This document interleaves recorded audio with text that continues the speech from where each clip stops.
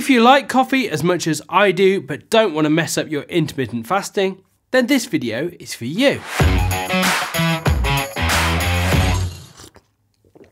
That's better. So today I'm going to be answering one of the questions I get asked the most about intermittent fasting. Can I drink black coffee when fasting? Is adding milk or cream going to break my fast? And is it true that as long as you don't exceed 50 calories, you're not going to break a fast? Now let's take it back to basics. Let's start with what we want to be happening when we're fasting. Now in this video I'm going to be focusing on fasting for weight loss, not fasting for longevity, which is going to be coming up in a video very soon. When we're fasting, we want our blood glucose levels to be normalized rather than raised.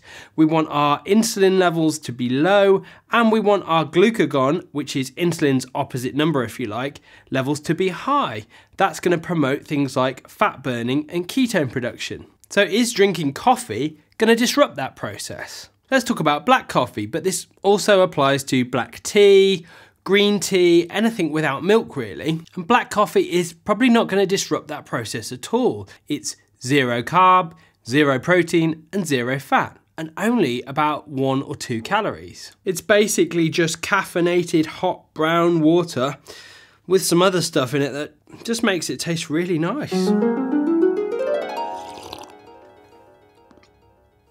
Sorry about that. So what about cream or milk? So one of the most common pieces of advice you'll find on the internet is that it's okay to drink something as long as it's less than 50 calories. Now I don't think this is very useful.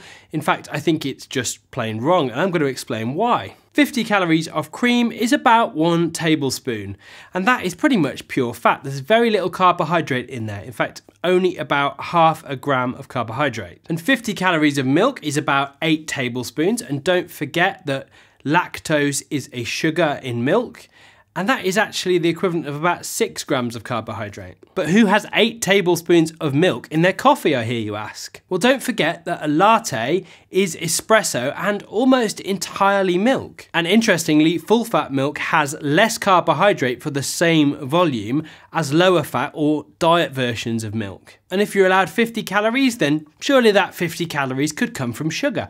How much sugar is in 50 calories? Well, there's 3 teaspoons of sugar. So let's just go back to what we didn't want to happen. We didn't want to raise our blood glucose levels, we didn't want to affect our insulin levels, and we didn't want to interrupt high levels of glucagon.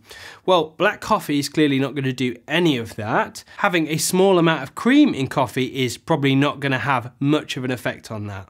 Having a small amount of milk even isn't going to have much of an effect on that. Having a large amount of milk or even sugar clearly is going to have an effect on that. So that's why I don't think looking at it in terms of calories is particularly useful. It's clear to me that 50 calories of sugar is very different from 50 calories of milk. It's very different from 50 calories of cream in terms of the metabolic effect it's going to have on the body. Next, I want to talk about some of the other benefits of drinking coffee when fasting. But before I do that, I want to ask you a quick question. How do you prefer to take your coffee? Let me know in the comments down below this video. Okay, let's look at some of the other benefits of coffee for people who are practicing intermittent fasting. Coffee is an appetite suppressant. If this were true, it would be the perfect thing for people who are practicing intermittent fasting to help them keep hunger at bay. But unfortunately, this is one of those commonly held beliefs that probably isn't actually true. But if it works for you, great. Hydration. Another old wives' tale is that coffee is a diuretic and will actually dehydrate you. Whilst this is slightly true, coffee is only a very weak diuretic. So the overall effect of drinking a cup of coffee is that you will become more hydrated. Now for the good stuff. Coffee stimulates ketone production. One study showed that coffee given at breakfast time can stimulate ketone production in a dose-dependent manner. That is, the more you drink, the more ketones are going to be produced. This does come with a word of warning, however. Not only is excessive coffee going to make you feel pretty unwell, excessive coffee has been shown to increase fasting blood glucose and decrease insulin sensitivity, exactly the opposite of what we're trying to do. So in summary, ideally, drink black coffee when you're fasting. The same goes for black tea, green tea, or other similar things without milk in. And learning to drink black coffee is very similar to learning to drink coffee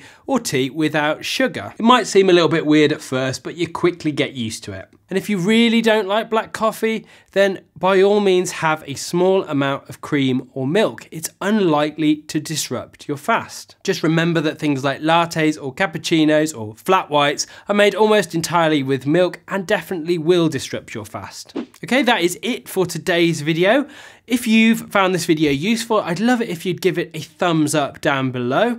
You can subscribe to my channel by clicking here.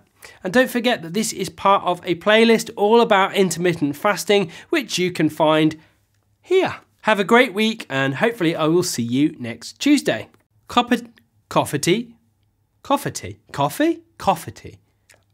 Coffee.